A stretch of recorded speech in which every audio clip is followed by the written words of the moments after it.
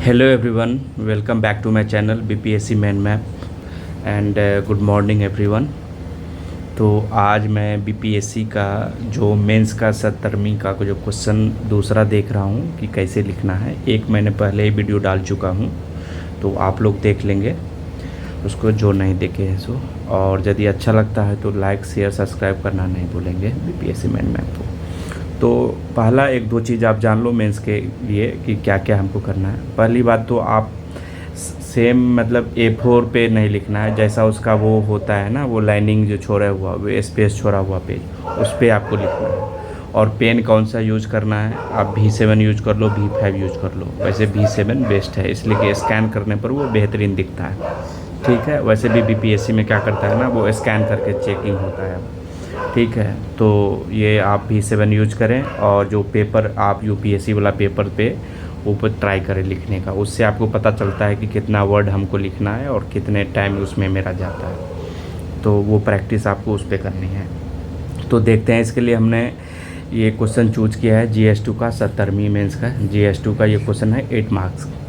ठीक है, तो criminalisation of politics and politicisation of criminals, analyse A statement in context of Bihar state. देखो context भी डालना है किसका, बिहार स्टेट का। ठीक है, डालेंगे हम लोग। क्रिमिनलाइजेशन ऑफ पॉलिटिक्स ये हो गया, फिर पॉलिटिसाइजेशन ऑफ क्रिमिनल्स, तो ये भी हम लोग देखें। तो इसके लिए मेरे पास बहुत सारा है शुरुआत करने के लिए, लेकिन हम ADR रिपोर्ट से शुरुआत करेंगे। मेरा वैल्यू एडिशन, उसमें भी ये रिसेंट वाला ADR रिपोर्ट है, 2024 का है।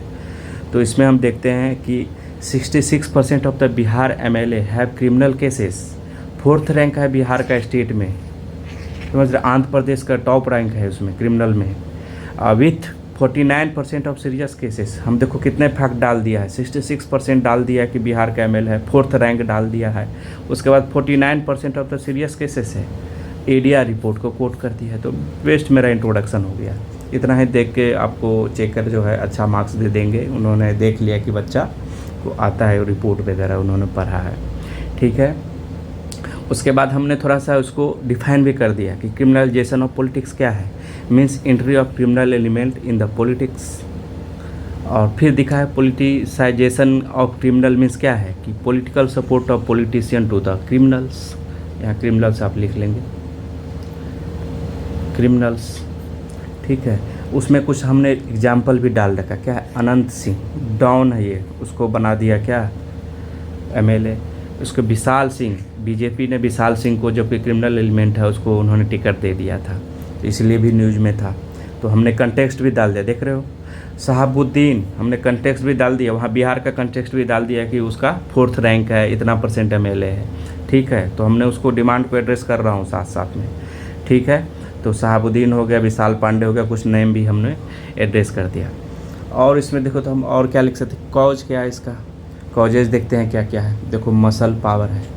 अब मसल पावर है, गुंडागर्दी करेगा, डर से भी आदमी वोट दे देता है कि नहीं देंगे तो मारेगा उठाएगा, वो भी जो है।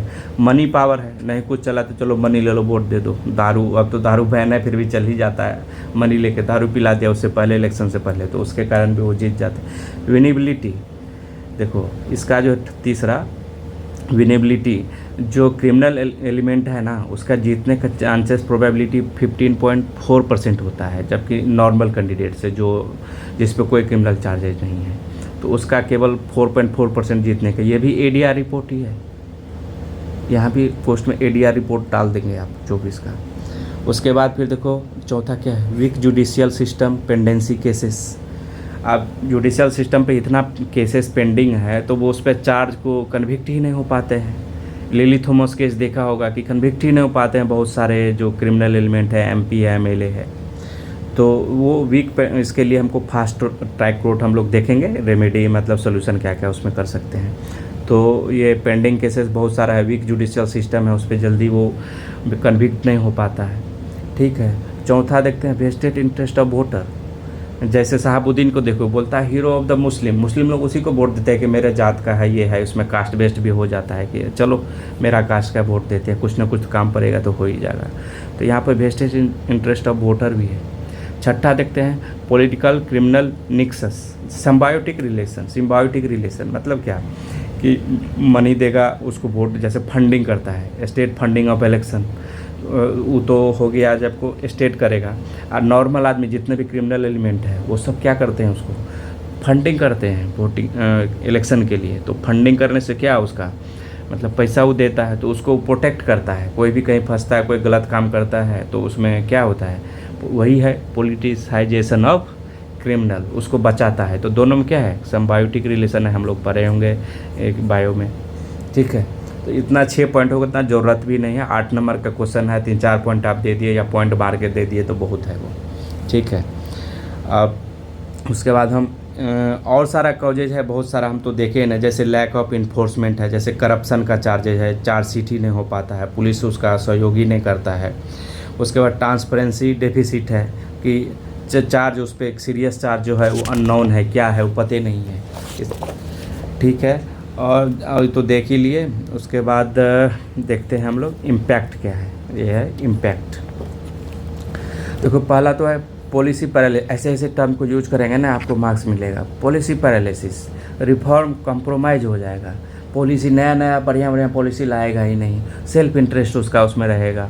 ठीक है, वीकनिंग ऑफ डेमोक्रेटिक इंस्टीट्यूशन, जो डेमोक्रेटिक इंस्टीट्यूशन बनाया गया था डेमोक्रेसी के लिए, वो मतलब उसका कुछ वैल्यू ही नहीं है। जैसे decline in quality of debates, आजकल आपको पार्लियामेंट में भी डिबेट हो रहे, डिक्रीज हो रहे हैं। उसका एक चार्ट भी है, कैसे वो परसेंटेज है, उस डाटा देख लेंगे हम लोग मेंस के फैक्ट बुक में। ठीक है, कि कैसे कैसे क्वालिटी डिबेट जो है डिक्रीज कर रहा है, मतलब डिबेट ही नहीं हो रहा है, ऐसे बिल पास हो जा रहा है। Failure of the free and fair election, election commission का मेन मोटो ही क्या है, फ्री एंड फेयर इलेक्शन करना, लेकिन ये ऐसा रहेगा तो फ्री फेयर होगा ही नहीं। ठीक है, पुअर गवर्नेंस हो जाएगा, मतलब बढ़िया से काम नहीं, जहाँ तहाँ घूस वगैरह यही सब है ना होगा, जहाँ अपने मर्जी से काम होगा, सेल्फ इंटरेस्ट छुपा रहेगा, उन्हीं का काम होगा, आपका नहीं होगा। Self interest is greater than the public interest, वो पब्लिक से ज़्यादा अपने काम पे फोकस करेगा। ठीक है, तो यदि ये क्वेश्चन ज़्यादा मार्क्स का आता तो हम लोग इसमें कॉन्स्टिट्यूशनल प्रोविज़न भी डालते। जैसे आरपीए 1951 में क्या था कि यदि आप कन्विक्ट हो गए 2 ग्रेटर देन 2 ईयर, तो आप इमीडिएटली डिस्क्वालीफाई हो जाएंगे एमपी और एमएलए से। जैसे राहुल गांधी को किया गया था, तो कितना के लिए, लिली थॉमस केस वही था, लिली थॉमस केस, इसको हम लोग कोट भी करेंगे लिली थॉमस केस में। तो वो जो है 6 ईयर तक जो है आफ्टर रिलीज वो इलेक्शन लड़ नहीं सकता है, वही लालू यादव पे भी लगा हुआ था। और पेंडिंग केस क्या है कि कांट डिस्क्वालीफाई अंटिल कन्विक्टेड।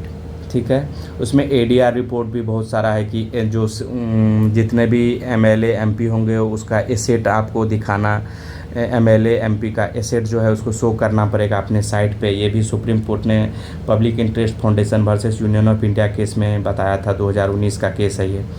तो यदि ज़्यादा मार्क्स का क्वेश्चन पूछेगा 38 मार्क्स में, तो ये लोग हम लोग मेंशन करेंगे। लिली थॉमस कोर्स के तो हम लोग देख ही लिए कि यदि 2 ईयर से ज़्यादा कन्विक्ट हो गया तो उसको 6 ईयर के लिए उसको केस नहीं लड़ा। बहुत सारा केस है इसमें, एडीआर का रिपोर्ट भी है, तो ये लोग हम लोग उसमें लिख सकते हैं।